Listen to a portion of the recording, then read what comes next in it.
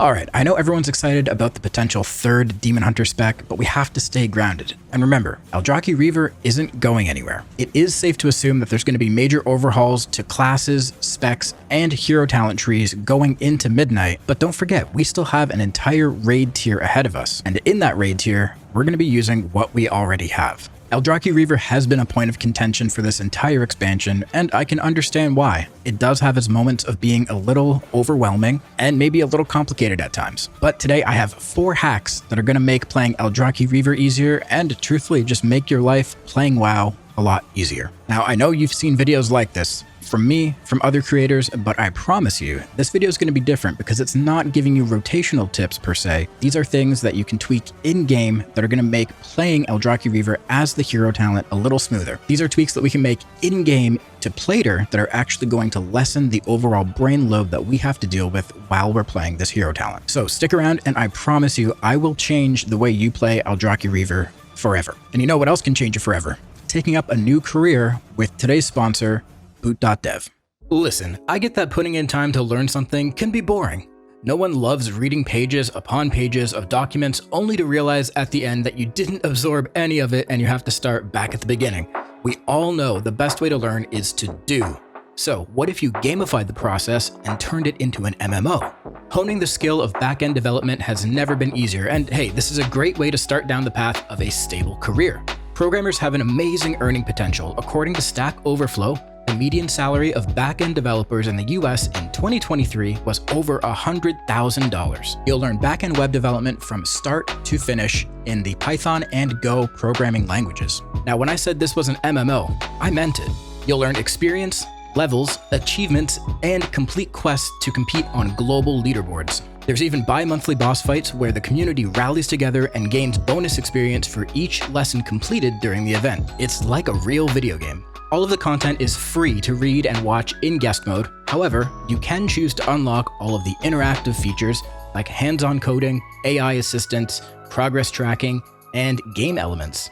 Boot.dev never wants their students to feel like they aren't getting their money's worth. So they're offering a 30-day, no questions asked refund policy, and a free demo of every course and its interactive features. So go to boot.dev, the link will be down in the description of this video, and use my code to get 25% off your entire first year if you choose the annual plan. Again, just make sure you use my code and you will get 25% off your entire order. Okay, so before we dive into these tips, there is one requirement that you have to take care of before we do anything else. And that first requirement is to make sure that you're using the add-on called Plater. If you don't already use Plater, I highly suggest getting it. It is going to replace all of your nameplates in the game with a much more customizable set of functions and features that you can adjust to look any which way that you want, because frankly, the base UI nameplates just don't cut it anymore. Blizzard did say that they're working on these on their end, but in the meantime, Plater has kind of been the go-to for most high-end players, even mid-range players, when it comes to being able to track certain things, seeing your debuffs on a target, or even just tracking their health. Plater is the far superior way. So if you don't have Plater yet,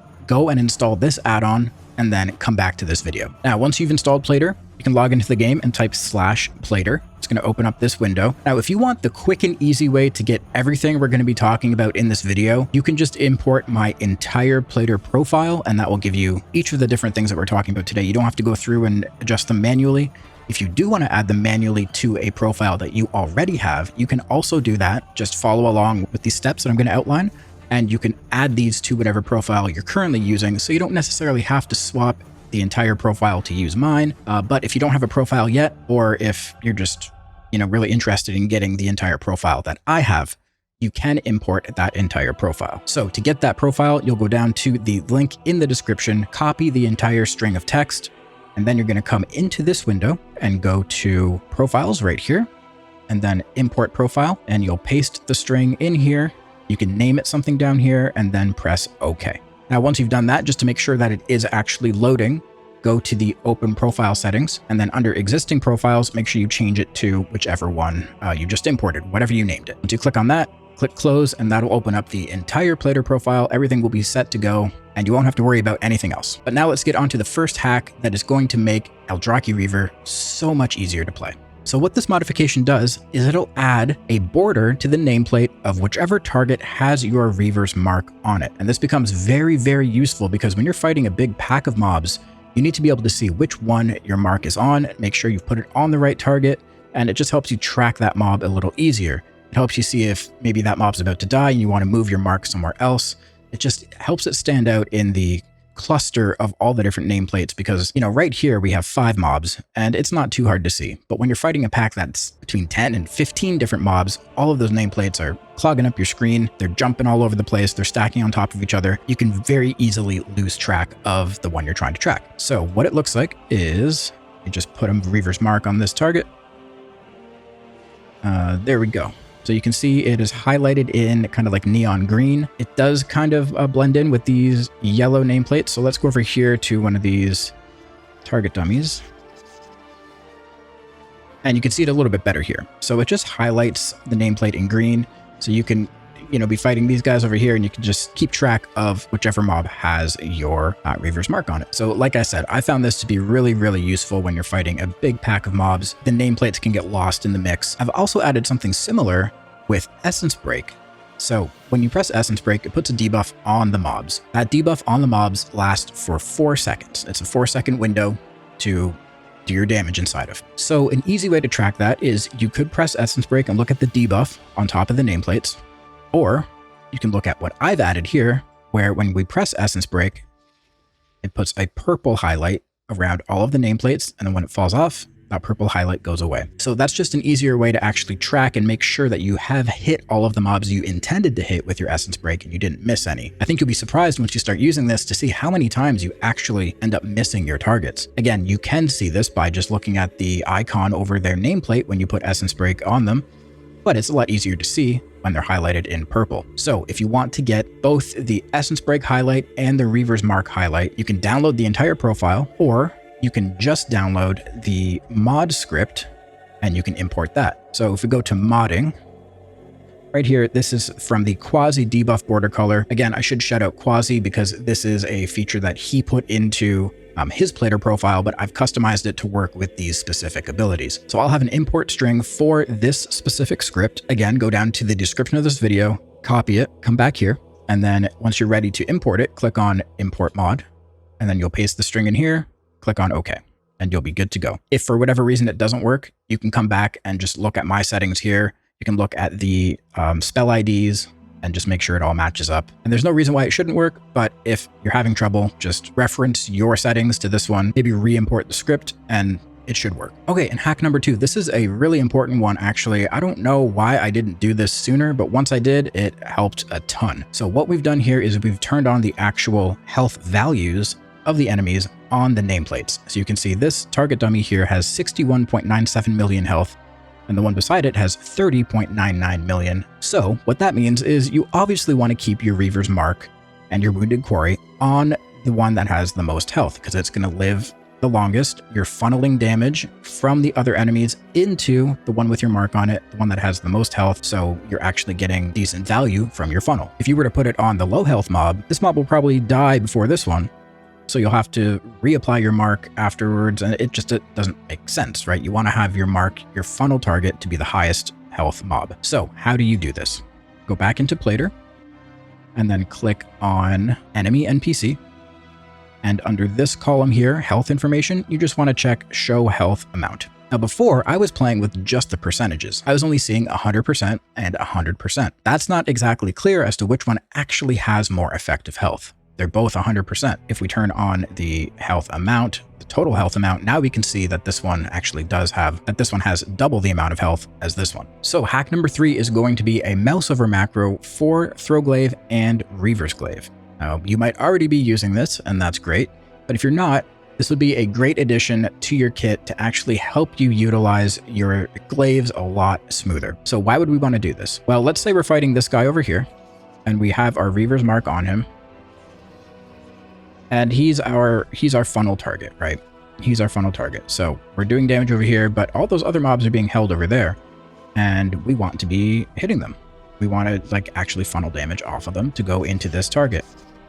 Well, we can mouse over and throw Reaver's Glaive like that, and then keep our Reaver's Mark on this target while also hitting those guys with our Glaives. Now, obviously, you would want them bunched up if possible, because that's going to help you get the most damage happening. But if for whatever reason that's not possible, you can use it this way. It just helps you avoid not having to switch targets to hit things with your Reaver's Glaive. You can be hitting this guy here, and you want to throw your Reaver's Glaive over there. You can easily do that just by mousing over, and you can still keep your target as this guy. All right, and now hack number 4. This one could be maybe interpreted as a rotational little trick, but it's actually just a function of Aldrachi Reaver that a lot of people aren't aware of. And that is the fact that as you pick up your lesser soul fragments, you can bank them for a very long time and you can stack them up. If we're looking at our weak aura pack here, by the way, if you guys want to get this, this is my personal Havoc weak aura pack that I've designed, and you can get it in the description below. You can see up on my aura bar, I've collected 50 lesser soul fragments now. I'm at 51, and I've been saving these up for a while. And these can go up all the way up to around 70 or 80, I believe. So why is this useful? Well, if you bank them, going into certain fights, you can actually get a lot of damage out of this. So for example, if you're in the Rookery, going up to the last boss, you can maybe be a little bit more conservative with your soul fragments. And then once you get into the boss, once you actually pull that boss and you go into that boss with anywhere from 30 to 60 banked lesser soul fragments, you will absolutely melt that boss. You will do 3 times more damage than everyone else because you're getting all of these Reaver's Glaives. They all count for soul rend damage, and you just have like an infinite amount of Reaver's Glaives, and that means a lot of Thrill of the Fight buff, and all of those Reaver's Glaives that you're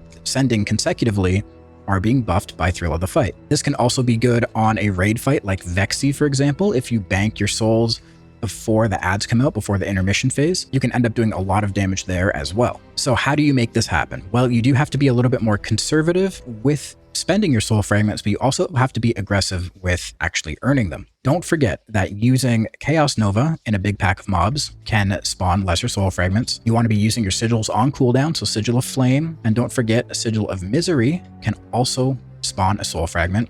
I don't have it talented right now, so I can't use that sigil, but it does. And then you also want to just be spamming your Chaos Strike as often as you can. Now, when you are trying to bank these up, this doesn't necessarily mean don't spend them at all. What I would do is be a little bit more focused on your Thrill of the Fight uptime and kind of maximizing that rather than just sending all of your Reaver's Glaives back to back like you normally would in trash leading up to where you're trying to go. Now, the good thing is as you spend these Reaver's Glaives, I'll start spending mine now because I'm capped at 80. So I'm going to throw one. We're going to do our Reaver's Glaive combo, so Chaos Strike into Blade Dance. Then after we do that, we always are guaranteed to proc 1 lesser soul fragment. So it's a good way to kind of keep things going as you're spending them. When you get that far ahead, it takes a while to actually get behind and get back to like the baseline, right? Because you're constantly spending, but then you're also generating at the same time through your usual means and from actually performing your combo and getting that one guaranteed at the end. So like I said, this isn't something you're going to want to do all the time. If you are trying to bank soul fragments, don't be completely stingy with them. Make sure you are,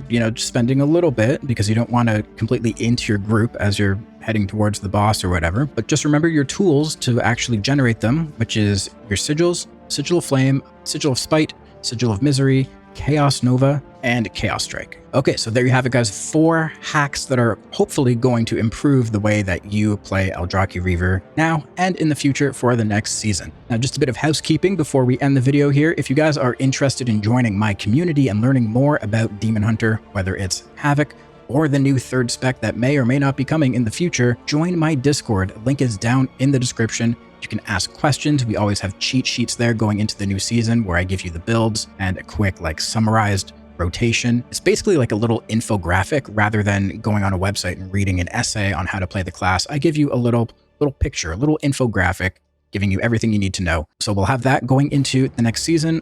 Of course, we have builds, channels where you can ask questions, and there's some very, very smart people who will more than happily answer your questions and set you on the right path. It's just a great place to hang out. Lots of amazing people. Come join and be one of those amazing people. And last but not least, I also just want to let you know that I do stream on Twitch multiple days a week. If you want to ask me questions directly, you can also just come by the stream, ask your question there. I'll do my best to answer it with as little sarcasm as possible. Sometimes I have a little fun with it. Anyways, thank you guys so much for watching. Make sure you like this video, subscribe to the channel for more Havoc Demon Hunter content, and I'll catch you in the next one.